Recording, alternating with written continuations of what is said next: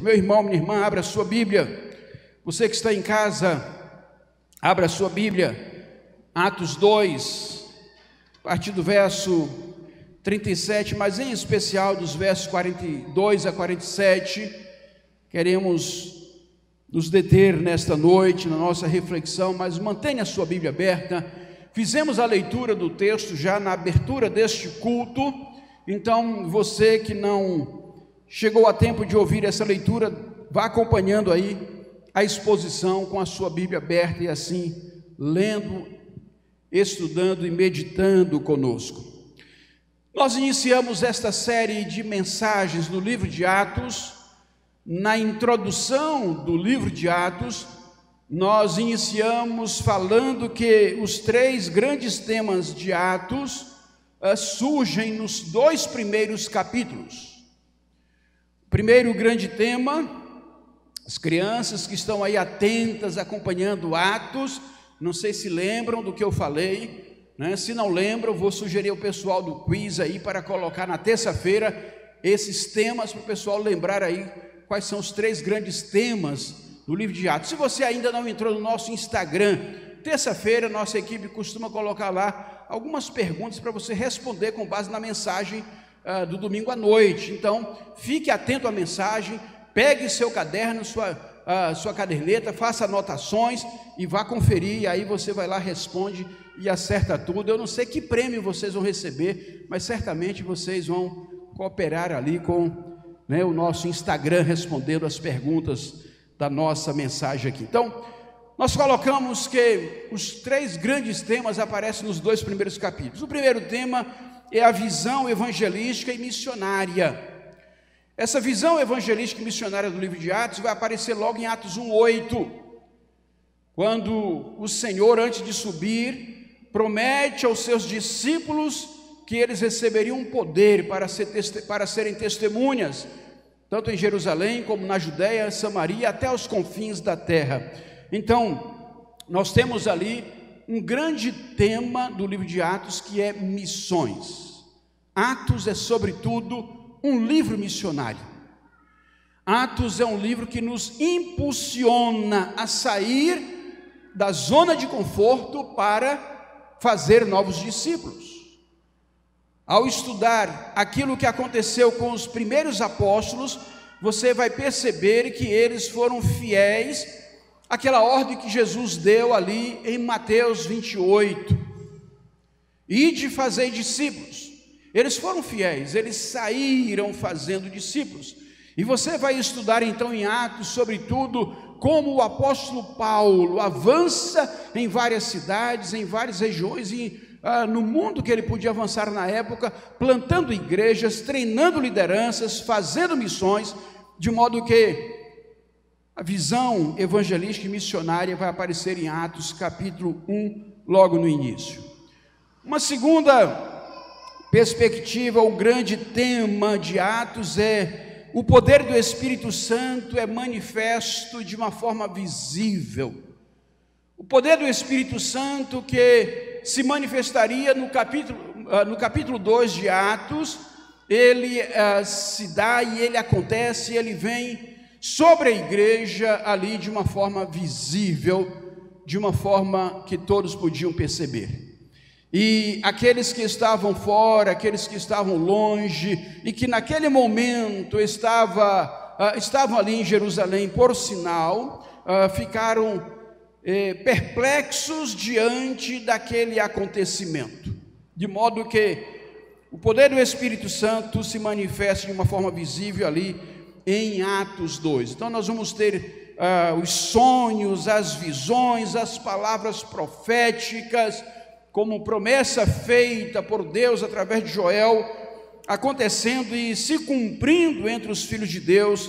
E Atos 2, 17 e 18 vão nos mostrar essa verdade. O terceiro grande tema de Atos, que aparece ainda no começo do livro, é a descrição gloriosa da igreja primitiva em seu primeiro amor. A igreja primitiva vivendo a realidade de comunidade nos seus primeiros dias. E este é o objeto da nossa reflexão nesta noite. Por isso, Eu quero pensar com você hoje à noite sobre as marcas de uma igreja impactada pelo Espírito Santo. Quais são essas marcas de uma igreja que é impactada pelo Espírito Santo? Lembram? O Espírito Santo já desceu, o Espírito Santo já se manifestou, o Espírito Santo já inaugurou agora o ministério da igreja. Nós vemos que Jesus planta a sua igreja quando diz sobre esta pedra: edificarei a minha igreja. Que pedra? Tu és o Cristo, o Filho do Deus vivo, Pedro afirmou. E aí Jesus diz: sobre este fundamento, o Cristo, o Messias, edificarei a minha igreja. A igreja não foi fundada sobre Pedro. Pedro não é o alicerce da igreja. O alicerce da igreja é Jesus Cristo. Pedro foi tão pecador quanto eu e você. Então, se a igreja tivesse sido alicerçada em Pedro, ela já teria sucumbido. Mas porque ela não está alicerçada em Pedro, mas sim em Jesus, as portas do inferno não podem prevalecer contra a igreja. Amém? As portas do inferno não prevalecem, porque o fundamento é sólido, e este fundamento é Jesus Cristo. E aí quando Pedro faz aquela declaração: e vocês, quem dizem que eu sou? Tu és o Cristo, Filho de Deus vivo. Sobre esta pedra, sobre essa afirmação, sobre esta rocha, edificarei a minha igreja, e as portas do inferno não prevalecerão contra ela, diz o Senhor Jesus. Então, nós vamos ver aí que a igreja é plantada ali, mas a igreja vai ganhar forma depois da ressurreição de Jesus. A igreja vai ganhar forma depois que o Senhor sobe aos céus e aqueles 120 se reúnem com os discípulos e começam a orar, esperando a promessa. E a promessa era o Espírito Santo que viria. Ali a igreja, como comunidade, começa a ganhar forma. Mas a igreja vai ganhar visibilidade agora com o Pentecostes. A igreja vai ganhar visibilidade com a descida do Espírito Santo. A igreja não começa com a descida do Espírito Santo, mas a visibilidade dela e a relevância dela vai se dar a partir da manifestação do Espírito Santo. Então, as marcas de uma igreja que é impactada pelo Espírito Santo. E aí, o primeiro destaque eu faria seria exatamente este: a igreja impactada pelo Espírito Santo, ela ganha visibilidade. Atos 2:37, Pedro vai responder aquela indagação feita por seus ouvintes, que depois de ouvi-lo naquele primeiro grande sermão, em que ele traz ali o que Joel falara, o que Jesus introduzira, e agora o que eles estavam vendo, que foram os elementos da nossa mensagem do domingo passado. Depois de ouvir então tudo isso, aquelas pessoas estupefatas agora perguntam, verso 37 de Atos 2, quando ouviram isso, ficaram muito comovidos e perguntaram a Pedro e aos demais apóstolos: que faremos, irmãos? E a resposta de Pedro é o quê? Arrependam-se, e cada um de vocês seja batizado em nome de Jesus Cristo para a remissão dos seus pecados, e vocês receberão o dom do Espírito Santo. E aqui nós queremos chamar a atenção para a nossa geração, que às vezes acha que os pecados das pessoas hoje não as condenam mais. A nossa geração que aprendeu a viver uma realidade de suavidade diante de Deus, das maldades que pratica e do mal que está no seu coração. A nossa geração que talvez esteja vivendo uma realidade de achar que pecado que condenava as pessoas era daquela época, os nossos não. Eu quero dizer para você que a resposta de Pedro é a mesma ainda hoje. Arrependam-se dos seus pecados, sejam batizados, receberão o dom do Espírito Santo, porque ele é o selo da salvação, ele é a garantia da salvação. Então é preciso arrependimento para experimentar a plenitude da presença de Deus na sua vida. Então, nesse momento aqui, a igreja vai ser impactada pelo Espírito Santo, ela vai ganhar visibilidade. É quando o Espírito Santo desce sobre a igreja que ela se torna percebida pela sociedade, pelo mundo, ela se torna um agente de transformação, ela se coloca como no lugar de uma organização que toca a alma das pessoas, que toca a vida das pessoas, e aí ela vai mexer com os relacionamentos entre família, ela vai mexer com a relação da pessoa com Deus, ela vai mexer com o modo como o homem se relaciona com a sociedade. A igreja de Jesus, cheia do Espírito Santo, ela se torna visível no modo como as expressões do Espírito e dos dons se dão no meio do povo de Deus.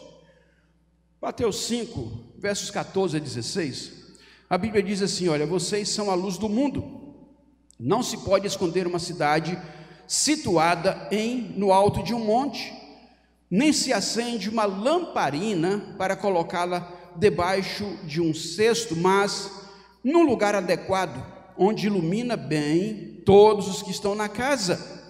Assim, brilhe também a luz de vocês diante dos outros, para que vejam as boas obras que vocês fazem e glorifiquem o Pai de vocês que está nos céus. Então, o próprio Jesus, ali em Mateus 5, no Sermão da Montanha, está dizendo: olha, vocês não devem ter uma vida tímida, não devem ficar escondidos. Vocês estão sendo salvos para ser sal, para ser luz, não é para ser uma luz escondida, mas é para dar visibilidade à mensagem das boas novas. Vivemos dias, meus irmãos, em que alguns movimentos procuram acuar cada vez mais a igreja de Jesus. Movimentos que procuram neutralizar a voz do Evangelho. E a presença do Evangelho no mundo é a razão porque este mundo ainda não está completamente putrefado. É a presença do Evangelho, porque enquanto o Evangelho está sendo proclamado, o Espírito Santo está entre nós. O Espírito Santo então traz um bom fermento para uma sociedade apodrecida pelo pecado, pela iniquidade, pela rebeldia, pela desobediência a Deus. Mas o Espírito Santo, a partir da igreja, no meio do povo de Deus, faz com que haja ainda esperança. Portanto, é preciso que a igreja do Senhor seja vista pelos homens. O Espírito Santo vai dar essa visibilidade. No verso 42, a Bíblia vai dizer: e perseveravam na doutrina dos apóstolos e na comunhão, no partir do pão e nas orações.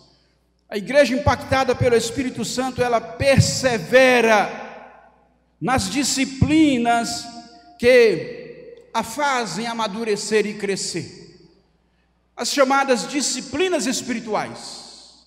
A igreja impactada pelo Espírito Santo é formada de gente que ama a palavra de Deus, gente que persevera no estudo das Escrituras, gente que gosta de examinar o que a Bíblia diz. A igreja, o povo de Deus impactado pelo Espírito Santo, persevera nessas disciplinas.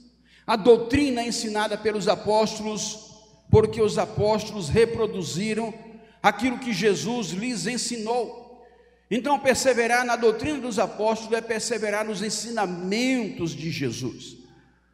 A igreja agora, sob o Espírito Santo, ela persevera. Ela persevera na doutrina, ela persevera na comunhão. Viver a realidade de comunidade é resultado do agir do Espírito em nosso meio. Porque vejam os irmãos, eu venho lá do interior da Bahia, minha esposa lá do interior da Bahia, vem alguém lá do extremo norte do Brasil, vem alguém lá do sudeste, vem do sul, vem alguém de outras regiões do Brasil, e chega aqui, nós começamos a conviver, e na convivência nós vamos aprendendo a nos amar a despeito das nossas diferenças, nós vamos aprendendo a conviver com aquilo que nos une, aquilo que temos em comum, e ainda que alguém aqui seja do político A ou do político B, isso é menos relevante para nós. O mais importante é que nós somos irmãos, porque o sangue de Cristo nos uniu, e sob a sombra da cruz, nós somos uma só família, um só povo. Por isso, meus irmãos, eu fico entristecido quando vejo em determinadas comunidades pessoas vivendo realidades de hostilidades mútuas, porque um gosta do político A, o outro gosta do político B, um gosta do Flamengo, o outro gosta do Botafogo, e a gente vê então pessoas, não é, Ivan? Que a gente não tenha esse tipo de tristeza, de sentimento entre nós, né? Precisamos viver, a despeito das nossas diferenças, como um só corpo, como uma só família, um só povo. Perseveravam na doutrina dos apóstolos, perseveravam na comunhão, perseveravam no partir do pão. Ter o cuidado de perceber a necessidade dos irmãos, ter o cuidado de ser sensível com aquilo que está apertando, onde é que está o calo do irmão e que eu posso aliviar?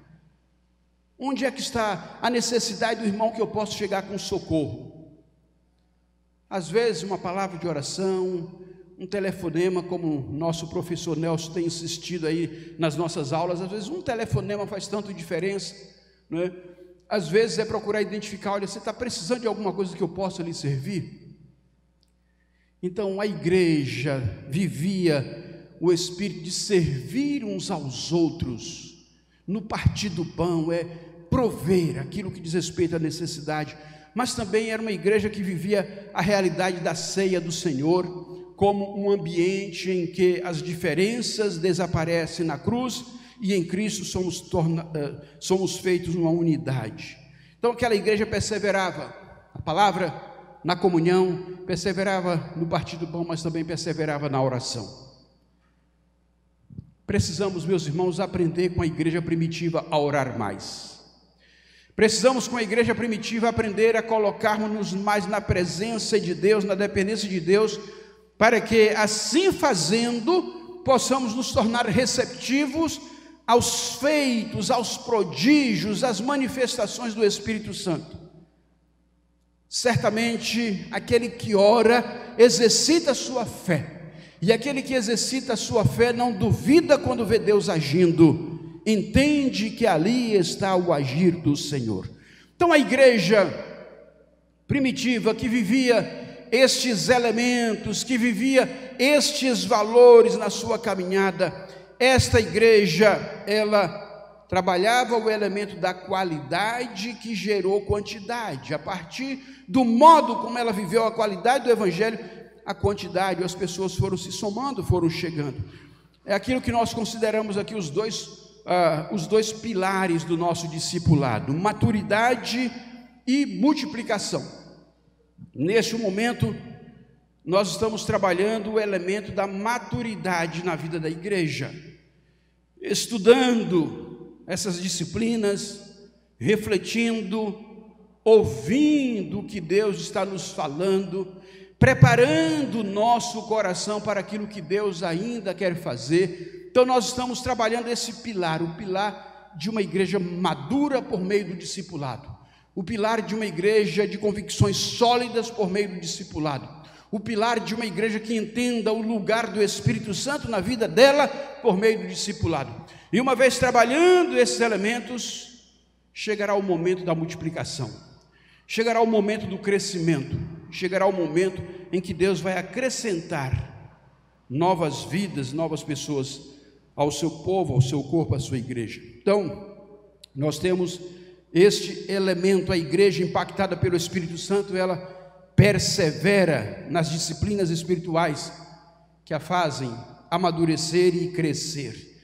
Em terceiro lugar, Atos 2:43 diz: em cada alma havia temor, e muitos prodígios e sinais eram feitos por meio dos apóstolos. Em cada alma havia temor. A igreja impactada pelo Espírito Santo é marcada pelo temor a Deus. Ela teme a Deus. Ela não teme o diabo, mas ela teme a Deus. A igreja que é marcada pelo Espírito Santo, ela resiste o diabo. E o diabo foge dela. Foge daquele crente, daquele irmão que está na linha de frente ali. Então, a diferença é, tem muita gente temendo o diabo e relativizando a sua relação com Deus, quando deve ser o contrário. Ao diabo, o crente deve oferecer resistência pela autoridade do Espírito na sua vida. Em nome de Jesus eu te digo, saia. Autoridade do Espírito na vida do crente. A Deus deve-se temer, reverenciar, adorar, reconhecer a sua grandeza, a sua majestade. Entender que quando nada existia, lá estava Ele. Entender que Ele é o princípio e o fim. Ele é o alfa e o ômega. Primeira e última letra do alfabeto grego. Entender que Ele é o Criador de todas as coisas. Entender que Ele é o Senhor soberano, para quem nada ou nada é impossível. Então, é preciso se colocar diante do Senhor numa relação de temor a Deus. A igreja impactada pelo Espírito Santo é marcada pelo temor ao Senhor. A igreja que é impactada pelo Espírito, ela é receptiva aos prodígios, aos sinais, às manifestações, aos milagres do Senhor. Em cada alma havia temor, e muitos prodígios e sinais eram feitos por meio dos apóstolos. Alguns de nós achamos que o poder de Deus cessou na história e foi somente naqueles dias. Não. A Bíblia diz que Deus é o mesmo ontem, hoje e para sempre, Ele não muda. Então, o Deus que fez no passado, continua fazendo no presente. Nós aqui temos vivido na nossa comunidade experiências de verdadeiros milagres de Deus na vida de irmãos nossos, porque Deus é Deus de prodígios, de realizações de feitos extraordinários, e Ele faz não para atender uma vaidade do homem, mas Ele faz segundo o seu propósito, para o louvor da glória do seu nome. Mas se a igreja não está sintonizada com o Espírito Santo, ela se torna cética às manifestações do Espírito de Deus. Verso 44, a Bíblia vai dizer: todos os que criam estavam juntos e tinham tudo em comum.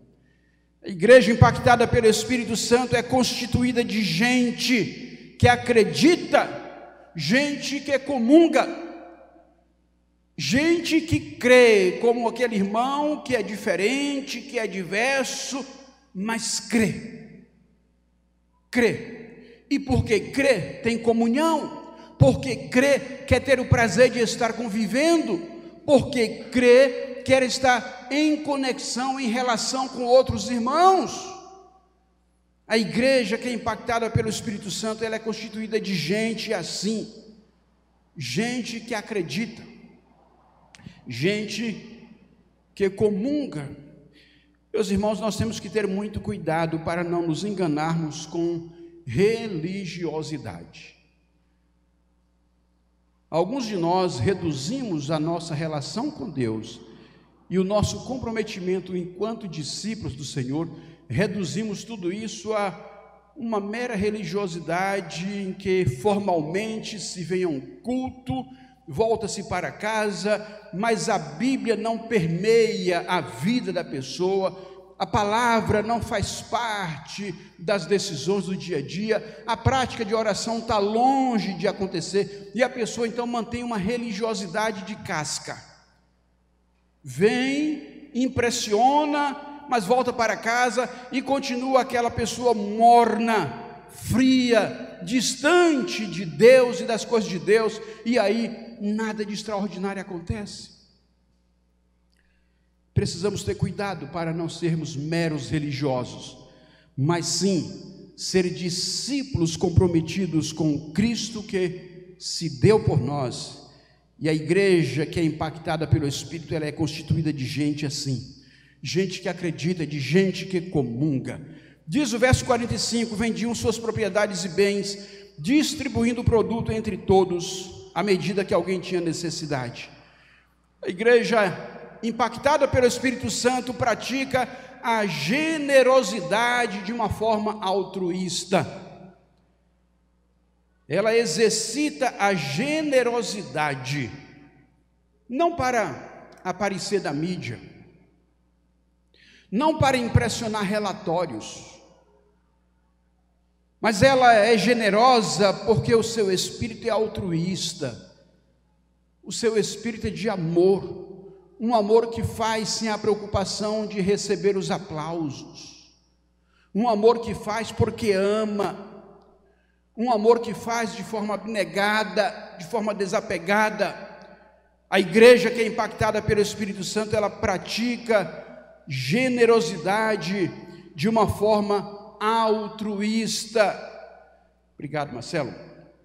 Então, meu irmão, minha irmã, se você está vivendo o espírito de avareza, se você é o tipo de pessoa que se apega aos bens e acha que a sua segurança está nos bens que você acumula, e o seu espírito é de avareza, e você não consegue ter alegria em doar, não consegue ter alegria em partilhar, em abençoar a outros, reveja essa sua posição, reveja essa sua atitude, consagre a Deus aquilo que Ele te dá, consagre a Deus os seus bens, sua empresa, seu trabalho, seu salário mensal, consagre a Deus, porque no final, se você não tivesse inteligência, não tivesse saúde, não tivesse condições de trabalhar, nada disso você conseguiria. Então tudo é dádiva de Deus. Quando você reconhece que tudo que vem às suas mãos vem do Senhor, e para o Senhor você devolve em sinal de gratidão, em sinal de consagração, então Deus olha para essa atitude e vê ali um servo fiel e continua abençoando, porque Ele diz: aquele que é fiel no pouco, sobre o muito colocarei. Igreja de Jesus, povo de Deus, a generosidade, ela está presente na individualidade de cada um de nós. A generosidade não é resultado de uma coisa etérea que se passa aí por um ambiente espiritual, mas diz respeito ao nosso dia a dia, aquilo que envolve nosso desprendimento para abençoar. A igreja que é impactada pelo Espírito Santo, ela vive esse elemento. Assim diz a palavra: vendiam suas propriedades e bens, distribuindo o produto entre todos, à medida que alguém tinha necessidade. Verso 46 vai dizer: diariamente perseveravam unânimes no templo, partiam pão de casa em casa e tomavam suas refeições com alegria e singeleza de coração. Então nós temos aqui, meus irmãos, uma igreja que é impactada pelo Espírito Santo, vivenciando a adoração na grande congregação, vivenciando a adoração na coletividade. Diariamente perseveravam unânimes no templo. O templo aqui não era nem o lugar santo, era apenas o pátio do templo, porque era o lugar onde as mulheres eram permitidas estar, não era nem mesmo na área principal do templo. Então a igreja do começo da caminhada, ela não tinha templo, ela se reunia na sinagoga. Vejam que Paulo, nas viagens missionárias dele, e as crianças certamente aprenderam isso lendo Atos, Paulo, sempre que chegava numa cidade, o primeiro lugar que ele ia era uma sinagoga. Era ali que ele procurava se aproximar e entregar a palavra. Nós vemos que o próprio Jesus muitas vezes foi às sinagogas, e na sinagoga ensinava a palavra. Mas a igreja do Senhor, ela nasce nas ruas, ela nasce no contexto da casa em casa. Mais tarde é que ela vai se tornar uma igreja templária. Mais tarde, depois do 3º século, é que ela vai ser confinada a ambiente de templos. E quando ela então reduz essa sua ação agressiva, missionária, de deixar de ir de casa em casa, e ela se reduz então às reuniões do templo, ela se torna uma igreja muito acomodada. E aí nós temos séculos e séculos de igreja acomodada. Então muita gente traz como paradigma que ser igreja é o que a gente vivencia hoje. Vive-se 90% do tempo para o seu trabalho, para os seus projetos pessoais, dá-se 10% do tempo para Deus e acha que já faz tudo. E alguns dão 1% do tempo de vir à igreja e passar 1 hora aqui, se chegar 2 horas fica cansado, porque o pastor falou demais hoje, e a mensagem foi longa, foi cansativa. Então alguns não dão nem mesmo 1%. O fato é que a igreja do começo da história da humanidade era uma igreja sem templo e era uma igreja que se reunia de casa em casa. E aí eu imagino e eu entendo que a igreja que se reunia de casa em casa era grupos pequenos. Gente, pouca gente. Primeiro que as casas eram pequenas. Depois que não era seguro reunir muita gente. Vejam que ainda os apóstolos lá em Jerusalém levantou-se uma onda de perseguição. Então eu imagino que para chegar na casa de alguém, para uma reunião de adoração, havia um código em que a pessoa, ao bater a porta, quem estava dentro identificava se quem estava à porta era dos salvos, dos discípulos ou não, para poder então assegurar um ambiente que fosse seguro para eles. Diariamente perseveravam unânimes no templo, enquanto não começou a perseguição. Partiam pão de casa em casa e tomavam suas refeições com alegria, singeleza de coração. Então a igreja que é impactada pelo Espírito Santo, ela vivencia adoração comunitária na grande congregação, ela pratica as reuniões, os pequenos grupos de casa em casa, ela é solidária no servir uns aos outros, e ela então procura atender as necessidades dos seus irmãos.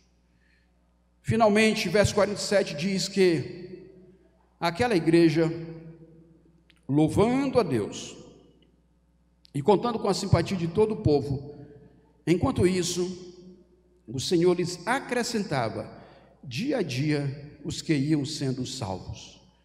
Então a igreja, meus irmãos, que é impactada pelo Espírito Santo, louva a Deus, louva, adora, tem prazer em cantar, tem prazer em abrir os lábios, tem prazer em adorar, tem prazer em orar, tem prazer em exaltar a Deus. A igreja que é impactada pelo Espírito Santo louva, porque reconhece os feitos, as grandezas, as maravilhas do Senhor, louva a Deus. É uma igreja que conta com a simpatia dos de fora. Aqueles que estão fora da comunidade olham para aquele ambiente e dizem: há algo diferente ali, e eu vou ver o que é. E quando vai à igreja, uma mensagem poderosa lhe toca a alma, uma mensagem poderosa lhe mostra o caminho da vida. Uma comunidade de amor oferece um diferencial daquilo que a sociedade vive, do egoísmo, do consumismo, daquela coisa concentrada em si mesmos. Então as pessoas vão a essa comunidade e percebem: há algo diferente nesse lugar. A igreja impactada pelo Espírito Santo louva a Deus, ela conta com a simpatia dos de fora e ela cresce com naturalidade, cresce de uma forma natural. Algum tempo atrás, um grupo de pesquisa na Alemanha desenvolveu uma série de pesquisas e a partir daquelas pesquisas desenvolveram um material chamado de desenvolvimento natural da igreja. A partir daquelas pesquisas eles descobriram que as igrejas que cresciam naturalmente eram igrejas saudáveis. Igrejas saudáveis crescem naturalmente. E dentre os elementos das 8 marcas de uma igreja saudável, eles destacam uma que é a principal, que é uma igreja saudável, uma igreja de grupos pequenos, grupos familiares, células, como se queira chamar. Mas o fato é que as pessoas vivem a realidade de ser corpo nos pequenos grupos. Aqui nós vimos, nos reunimos, adoramos e vamos para a nossa casa e às vezes não sabemos a aflição, a luta, o problema do irmão. Mas quando nós nos reunimos no meio da semana para estudar a Bíblia e para orar uns pelos outros, todo mundo pode dizer: meu irmão, ore por mim, eu vou fazer uma cirurgia e eu preciso do seu apoio. Ore por mim, eu estou com um tal desafio e eu preciso das suas orações. Ore por mim, alguém da minha família, um amigo meu está vivendo tal dificuldade e nós precisamos estar unidos em oração. Nós estamos vivendo isso nos nossos pequenos grupos de discipulado. Nós estamos vivendo isso com uma parte da igreja, mas eu não quero ser um pastor que apenas uma parte da igreja viva isso. Nós queremos ver toda a igreja vivendo isso. Por isso mesmo nós estamos incentivando nossos discipuladores da segunda geração a investir agora numa terceira geração. E esperamos em Deus chegar ao mês de setembro com os novos grupos constituídos, formados, para em outubro começar a terceira geração dos discipuladores da primeira. E para a terceira geração, meus irmãos, a minha expectativa é que 100% daqueles que congregam, daqueles que participam da nossa igreja, sejam contemplados, sejam alcançados, de forma que muito em breve toda a igreja viva elementos próprios desta igreja primitiva, que ainda hoje podem ser realidade em nosso meio. Nós queremos ser uma igreja impactada pelo Espírito Santo. Você quer ser cheio do Espírito Santo? Precisamos compreender que uma igreja, uma grande, uma honrosa e extraordinária missão foi deixada em nossas mãos. Os anjos gostariam de ter esse privilégio, mas Deus reservou a gente frágil como nós o privilégio de anunciar as boas novas, porque é preciso ficar claro, meus irmãos, que a obra, ela é feita pelo Espírito Santo e nós somos apenas os instrumentos. Nós somos os instrumentos.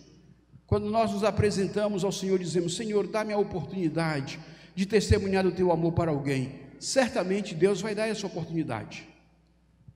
Senhor, ouve meu clamor, a minha oração. Certamente Deus vai ouvir o clamor e a oração. A grande obra que Deus nos confiou está ali em Mateus 28, 18 a 20. Jesus, aproximando-se, falou-lhes, dizendo: toda a autoridade me foi dada no céu e na terra. Portanto, vão e façam discípulos de todas as nações, batizando-os em nome do Pai, do Filho e do Espírito Santo, ensinando-os a guardar todas as coisas que tenho ordenado a vocês, e eis que estou com vocês todos os dias, até o fim dos tempos. Aí você me pergunta: o que devemos fazer? Tal qual aqueles que ouviram Pedro perguntaram: e agora, o que faremos? Então talvez você pergunte aí: o que devemos fazer? Como saber se minha vida está cheia do Espírito Santo? E a resposta que eu quero lhe dar aparece em Efésios 5, 18 a 21. E não se embriaguem com vinho, pois isso leva à devassidão, mas deixem-se encher do Espírito. Deixem-se encher. A situação aqui, aparentemente, uma situação passiva em que Deus quer encher-nos do Espírito, e às vezes nós resistimos. Deixem-se encher do Espírito. E aí ele vai mostrar algumas características de alguém que está sendo cheio do Espírito, falando entre vocês com salmos, hinos e cânticos espirituais, cantando e louvando com o coração ao Senhor. Ou seja, a pessoa cheia do Espírito Santo vive agora uma nova cultura, a cultura do reino, no seu linguajar, nas suas expressões, nas suas atitudes, naquilo que permeia o seu pensamento, aquilo que encanta os seus olhos. Então aquele que está cheio do Espírito Santo não tem mais prazer em ficar gastando horas e horas ali na internet, em pornografias que vão destruir a sua vida. mas ele vai ter o prazer de buscar algo que lhe edifique, que lhe abençoe, que acrescente a sua vida. Então ele vai viver a cultura do reino de Deus, falando de vocês com salmos, hinos, cânticos espirituais, cantando, louvando com o coração ao Senhor. E aí ele vai dizer ainda, dando sempre graças por tudo a nosso Deus e Pai, em nome de nosso Senhor Jesus Cristo. E finalmente Efésios vai dizer, sujeitem-se uns aos outros no temor de Cristo. Então, meus irmãos, o Espírito Santo em nós vai nos capacitar para viver a realidade de uma nova cultura, que é a cultura do reino de Deus, que muitas vezes vai estar na contramão da cultura do mundo. E aí? Quantos estamos dispostos a pagar esse preço e a viver essa realidade?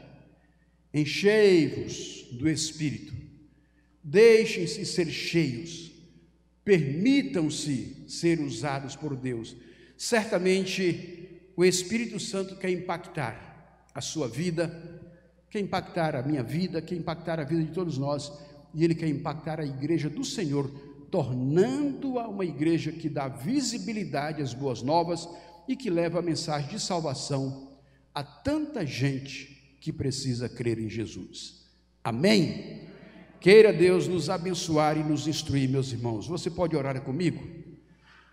Pai, eu quero dar graças por este tempo, louvar a Ti pela palavra dessa noite, pedir ao Senhor, meu Deus, que esteja tocando os corações, mas também a mente, o entendimento, trazendo ao Espírito dos Teus filhos, ó Pai, a revelação que a Tua palavra nos apresenta.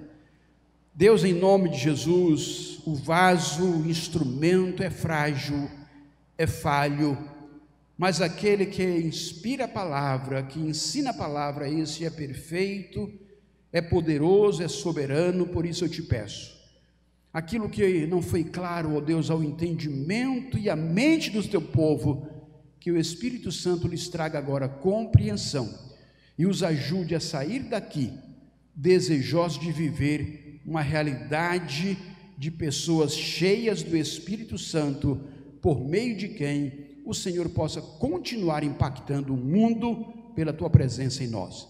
Perdoa as nossas falhas e, ó Deus, sopra sobre nós o sopro do Senhor, em nome de Jesus. Amém. Amém.